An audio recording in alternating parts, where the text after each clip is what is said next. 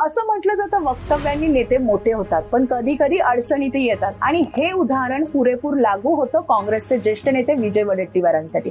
मुळात बेधडक बोलणं, कोणालाही न घाबरणं आणि स्पष्ट भाषेत मत मांडणं हे त्यांच्या स्वभावात आहे, पण याच थेटपणामुळे ते अनेकदा वादाच्या भोवऱ्यात सापडतात आणि पक्षालाही संभ्रमात टाकतात।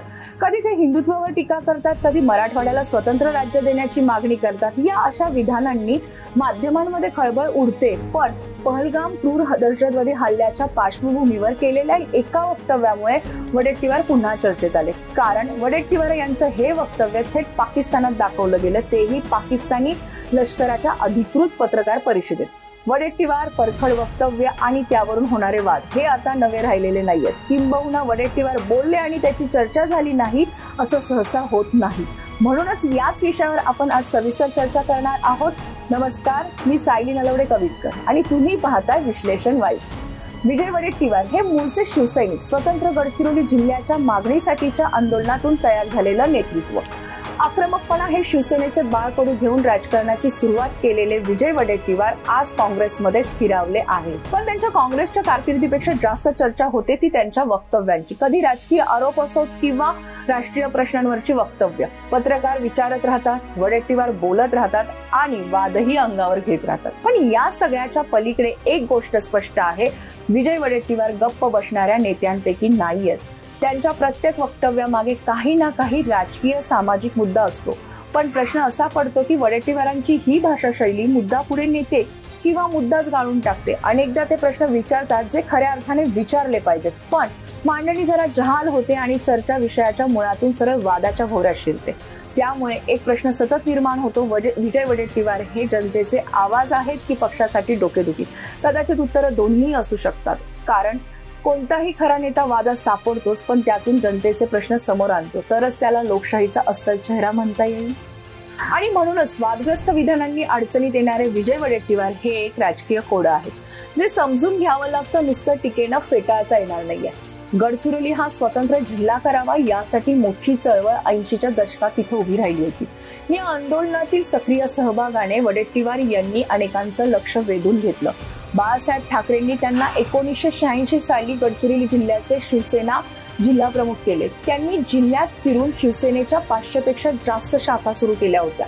बाळासाहेबांनी वडेट्टीवार यांच्यातील क्षमता ओळखली आणि त्यांना परिषदेवर पाठवलं। यावेळी त्यांची जवळीक नारायण राणेंशी झाली, इतकी जवळीक झाली की राणेंसोबतच वडेट्टीवार यांनी शिवसेनेला जय महाराष्ट्र केला आणि काँग्रेसचा झेंडा हाती घेतला। पुढे राणेंनी काँग्रेस सोडली, पण वडेट्टीवार हे काँग्रेसमध्येच स्थिरावले। गेल्या वर्षी 2024 साली झालेल्या विधानसभा निवडणुकीत काँग्रेसचे पृथ्वीराज चव्हाण, बाळासाहेब थोरात यांच्यासारखे नेते पराभूत झाल्याने विधिमंडळात वडेट्टीवार हे आपोआपच ज्येष्ठ नेते झाले। गटनेते ते आहेत, त्यामुळे त्यांना केवळ सभागृहातच नाही तर बाहेरही पाहिजे ते बोलण्याचं स्वातंत्र्य आहे आणि तेच स्वातंत्र्य वडेट्टीवार जरा अधिकच उपभोगतात का हा प्रश्न पडतो। पहलगामच्या दहशतवादी हल्ल्यानंतर दहशतवाद्यांना धर्म विचारून गोळ्या घालण्या इतका वेळ असतो का, असं वक्तव्य करून वडेट्टीवार यांनी हेडलाईन मिळवण्याचा प्रयत्न केला। हेडलाईन तर त्यांना मिळालीच, पण त्यासोबतच नव्या वादाला फोडणीही। देशात दहशतवाद्यांविरोधात प्रचंड रोष असताना झालेलं हे वक्तव्य हल्ल्यातील मृतांच्या कुटुंबियांसाठी जखमेवर मीठ चोळणारं होतं। विरोधकांसह सोशल मीडियावरही याचा सर्व स्तरातून समाचार घेतला गेला। राहुल गांधी यांनी ऑपरेशन सिंधूच्या यशानंतर परराष्ट्रमंत्री डॉक्टर एस जयशंकर यांना सापळ्यात अडकवण्याचा प्रयत्न केला। आपला नेता बोलतोय, मग आपणही त्याला बळ देण्यासाठी बोललं पाहिजे असं समजून एक एक नेता बोलायला लागले। पण त्यात एक नाव झळकलं, विजय वडेट्टीवारांचं। त्यांनी चिनी बनावटीचं 15,000 रुपयांचं एक ड्रोन नष्ट करण्यासाठी 15 लाखाचं मिसाईल का डागलं असा प्रश्न विचारला। वडेट्टीवार यांनी सत्ताधाऱ्यांना प्रश्न विचारला पाहिजे, त्यांचा समाचार घेतला पाहिजे, त्यांना एक्सपोजही करावं त्यांनी, पण राष्ट्रीय विषयावर बोलताना जरा विचार करूनच बोललेलं बरं। पण वडेट्टीवार काही थांबतील असं दिसत नाहीये।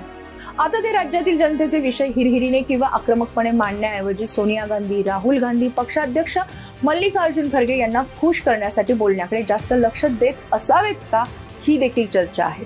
शिवसेना स्टाईलमध्ये ते टीका करायला जातात, पण आता ते शिवसैनिक नाहीयेत तर राहुल ब्रिगेडचे सैनिक आहेत हे मात्र विसरतात। राहुल गांधी यांनी परराष्ट्र मंत्र्यांना घेण्याचा प्रयत्न केला। 15,000च्या ड्रोनसाठी 15 लाखाचे एक मिसाईल का डागले असं विचारू। वडेट्टीवार यांनी राहुल गांधी यांच्या प्रयत्नांना बळ दिलं। राहुल गांधी, मल्लिकार्जुन खरगे, विजय वडेट्टीवार यांच्या विधानांचा उपयोग पाकिस्तानने भारताविरुद्ध आंतरराष्ट्रीय समुदायात नॅरेटिव्ह तयार करण्यासाठी केला. गडचिरोलीसारख्या आदिवासी भागातील एक नेता ज्याने खांद्यावर भगवा घेत राजकारण सुरू केलं, आज तेच विजय वडेट्टीवार पहलगाम घटनेनंतर पाकिस्तानात पोस्टर बॉय म्हणून तेथील चॅनल्सवर झळकत आहेत. त्यामुळे आता ते केवळ महाराष्ट्राचे नेते नाही तर आंतरराष्ट्रीय नेतेही झाले आहेत अशी खिल्ली उडवली जात आहे. यापुढे तरी वडेट्टीवार या प्रकरणावरून बोध घेऊन बोलताना मांडणी सभ्यता आणतील की पाकिस्तानातच झळकत राहतील हेही पाहायचंय. हा व्हिडिओ तुम्हाला कसा वाटला? वडेट्टीवार यांची वक्तव्य का वादग्रस्त ठरतात यावर तुम्हाला काय वाटतं? कमेंट बॉक्समध्ये नक्की कळवा. पाहत रहा विश्लेषण वाईज.